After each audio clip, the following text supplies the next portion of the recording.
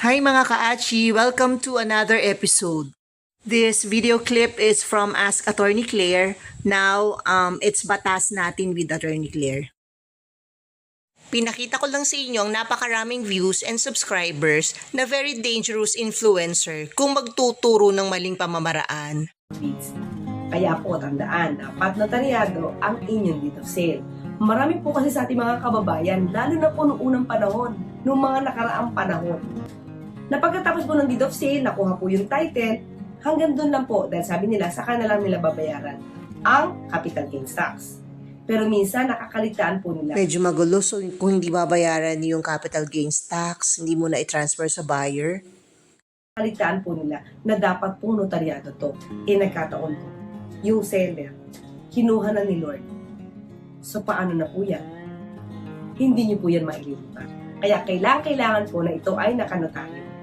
Attorney Claire, kaya yung nanonood sa'yo, kita mo naman ang mukha niya. Hindi na natin mai-drawing kasi litong-lito na siya. Sana abogada ka, sinamantala mo yung maayos na pagtuturo. Sabi mo nga step by step. Hindi step by step tong ginawa mo, yung nag-overlap yung mga informations. Hinanap ko yung part 1 mo, wala na eh. Deleted or naka-private na. Talagang hindi ko maintindihan. So, ang isi-share ko na lang based from experience kasi meron din naman po tayong mga na-acquire po na property. Sabi mo kasi, pag nakuha na yung deed of sale and then yung title, so going to transfer, iiwan yung capital gains tax. Unang-una, pag wala yan, paano matatransfer yung titulo dun sa buyer, ano? Yung RD natin o Registry of Deeds, nagre-require siya ng BIR, CAR or yung CAR bago sila maka-issue ng bagong title under the buyer's name. BIR Regulation, Revenue Regulations number 13-99 and RR number 24-2003. Ito na nga yung CAR, the Certificate Authorizing Registration. Kailangan i-present to the Register of Deeds or RD before the title can be transferred. So ano yung nasa CAR? Number 1, babayad ng capital gains tax. And number 2, mahalaga din yung documentary stamp tax and other stuff, no, na importante din.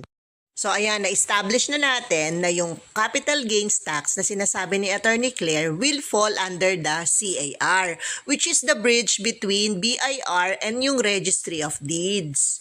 Ang Registry of Deeds, hindi ipaprocess ang kahit anong transfer without the CAR. So pag hindi binayaran yung capital gains tax, malang CAR, so it means yung titulo mananatili sa seller's name. Ang capital gains tax o CGT, 6% ng selling price or zonal value kung alin man yung higher dun sa dalawa. And then, ang documentary stamp tax is 1.5%. Then, upon payment nga nitong mga na-mention, meron na kayong may issue na CAR or yung CAR. Ito na yung golden ticket para matransfer sa inyo yung binili ninyong lupa. Samantalahin ko na rin yung mga requirements ng Registry of Deeds. Yun, or number 1, original deed of sale. Then, original owner's title. Yan nga yung sabi ni Attorney Claire na hawak nyo na. Then, number 3, yung BIR-CAR. Okay, so hindi talaga pwedeng wala yon.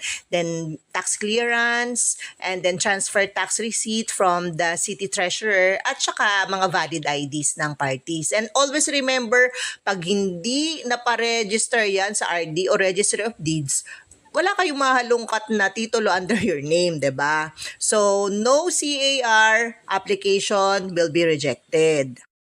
Yung example ni Attorney Claire na paano pag namatay yung seller. But, yes, it's a concern pero hindi yun yung number 1. Unang-una, even if bayad mo na yung property, hindi ikaw yung legal owner. Yung law will still recognize the seller na siya yung owner.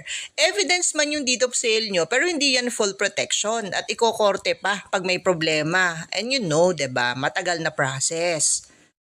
Isa pa, pag may masamang balak yung seller, pwedeng ibenta niya yan uli. Kasi nasa pangalan pa rin nila or pwede ring umutang, gamitin as collateral, 'di ba? Or i-transfer it sa tagapagmana or kanino mang third party gustong mai-transfer. Yan po, yung mga major consequences. And then, ang banks, pag gusto nyo i-mortgage, hindi pwede. Kailangan clean title talaga. Or even, if gusto nyo i-develop, clean title pa rin. So, stuck kayo sa no building permit, no bank loan, no progress at all. Then later on, pag na-decide yung bayaran na yung capital gains tax, may penalties yan. Malalaki yung penalties. Anyway, mafi-figure out naman ng BIR kung gaano kalaki yung i-impose na penalties based from the date dun sa absolute deed of sale. Kaya, nako, pag mas matagal, mas malaki ang penalties. So, kailangang may 30 days lang tayo para mailipat sa atin yung title, from seller to buyer na walang penalty. So, why would you delay if you will still pay? And panglima, ito yung example ni Attorney Claire. Ito pang in-example sa inyo, no? So, yung what if the seller dies? So, yung mga, tagapagmana might refuse to honor yung sale or mag-claim pa rin ng inheritance rights. I mean, kailangan pa ba na, magkortehan? Kung nakatransfer na sa inyo yung title, na kayo? Stress-free na kayo. Magagawa nyo na lahat because you own that property na. Na-disappoint lang ako kasi I was expecting more from a lawyer na maipaliwanag. At yung title niya step by step eh.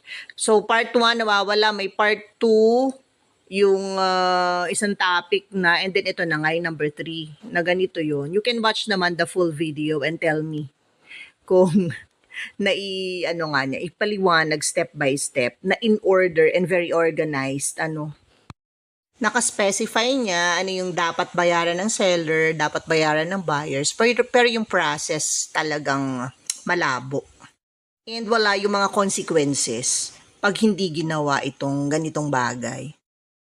So kawawa naman yung mga first time pa lang bibili or yung mga nagbabalak pa lang bumili ng property kasi hindi sila na-advise ng clearly. Di ba, Attorney Claire? Parang unclear talaga dito, no? Not para, it's very unclear. So, advice ko na lang po sa mga magbebenta, yung mga sellers and buyers, marami naman pong ways and maraming mga nagtuturong mga legit talaga. You can use our social media, Facebook, sa YouTube, or you ask a lawyer para safe kayo. Don't go for the Marites style lang. Kasi mahalaga po itong topic na to. And mahal yung mga properties na bibilin. We have to make sure na nasa batas yung ating mga gagawin na hindi masayang yung ating pera at hindi tayo magka-problema at ma-stress later on. Masarap yung may property, may peace of mind, and everything is okay. Na-feature ko nga pala si Yusek din do sa kanyang relationship advice through her tula. And talagang nag-fail din siya doon. So, well, naghahanap pa rin tayo ng mga patok na hindi sablay, Kasi maraming nag-look up sa kanya, lalo na now, Yusek na siya ng PCO. And to help out, bigyan ko na lang kayo ng official government websites. And makikita nyo naman, ito yung mga online references na kailangan ninyo. Hindi lang ng buyer, kundi ng sellers na rin. So I hope you learned something today from the Achi Show, sarcasm, sass, and some sense. And I hope to see you on my next episode. And feel free to comment. Kaya ayan, sa naguguluhan, I hope hindi na ganyan ang mukha mo after mapanood mo tong episode na to, okay? And sa mga bagong subscribers ng ating new channel, maraming salamat po. And you keep on pagtambay dito sa ating channel, okay? Thank you and have a blessed Holy Week, mga ka-Achi.